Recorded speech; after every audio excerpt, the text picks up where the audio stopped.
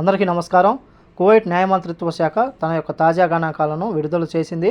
ఈ సంవత్సరం జనవరి మరియు ఫిబ్రవరి నెలలో కేవలం 2 నెలల్లో మనం చూసుకుంటే కువైట్లోని పౌరులు మరియు ప్రవాసులపైన 16,000 ప్రయాణ నిషేధాలను జారీ చేసినట్లు మంత్రిత్వ శాఖ ప్రకటించింది. కువైట్లో ఉన్న పౌరులు మరియు ప్రవాసులపైన ట్రావెల్ బ్యాన్ విధిస్తున్నట్లు న్యాయ మంత్రిత్వ శాఖ తెలిపింది.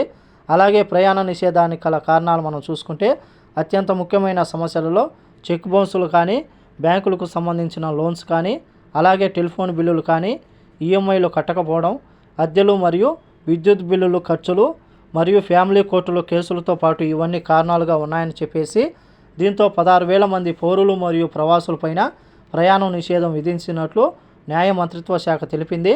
ముఖ్యంగా ప్రవాసులకు సంబంధించిన మనం చూసుకుంటే అద్దెలు చెల్లించకపోవడం, ఈఎంఐలు కట్టకపోవడం, అలాగే విద్యుత్ బిల్లులు కానీ, టెలిఫోన్ బిల్లులు కానీ, అలాగే ఏమైనా మొబైల్ తీసుకున్న తర్వాత ఈఎంఐలు చెల్లించకపోవడం, ఇవేవైనా ట్రాఫిక్ జరిమానాలు కానీ ఇవేవైనా ఉంటే కానీ వాళ్ళపైన ట్రావెల్ బ్యాన్ విధిస్తున్నామని చెప్పి, అలాగే కువైటీలకు వచ్చినా సరే వాళ్ళకు వ్యక్తిగతంగా కేసులు ఉన్నా సరే, అలాగే ఫ్యామిలీ కోర్టులో కేసులు ఉన్నాయి, విడాకులు కేసులు ఉన్నాయి, లేకపోతే భర్త భార్య మీద కేసులు వేయడం కానీ ఇటువంటి కేసులు ఉన్నప్పుడు మేము ట్రావెల్ బ్యాన్ ప్రయాణ నిషేధం విధిస్తున్నామని చెప్పి, కాబట్టి కువైట్లో ఉన్న ప్రవాసులు ఎవరైతే ఉన్నారో కువైట్ నుంచి బయలుదేరే ముందే మీరు ఈ యొక్క జరిమానాలను చెల్లించాల్సి ఉంటుంది.